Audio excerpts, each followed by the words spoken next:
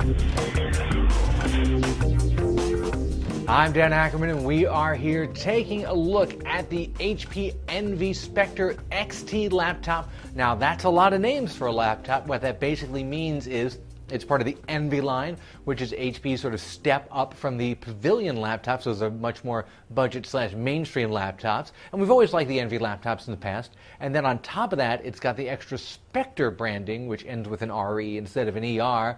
That's apparently now an even higher level of product than the Envy. So when you put that second qualifier on there, that means it's even fancier than your normal Envy. And then it's got the XT at the end. I jokingly thought that meant extra thin. I asked HP, and apparently it does actually mean extra thin.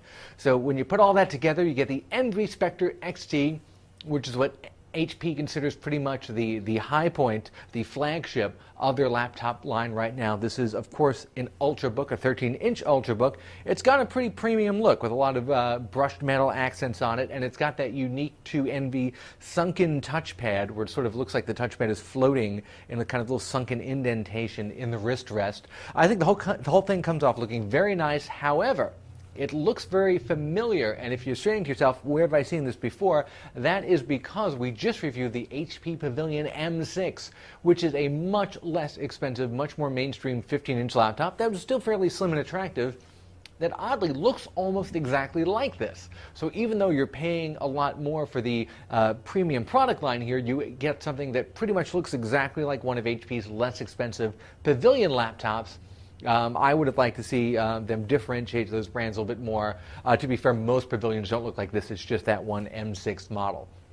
Now you get current gen Intel Core i series processor, basic, Intel integrated graphics, no problem there. 128 gig SSD. The one thing I thought made this system feel a little less than high end was the fact that the display is only 1366 by 768. That's a fairly standard display resolution for budget and mainstream laptops, not if this is your super high-end flagship product. If they could fix that one thing and maybe bump this up to a 1600 by 900 or heaven forbid a 1920 by 1080, then I think for about the $1,000 they want for the entry-level model in this, you'd get a really sharp, really sleek laptop. As it is, it does have those one or two little budget things that make it feel like a little bit less than a total flagship.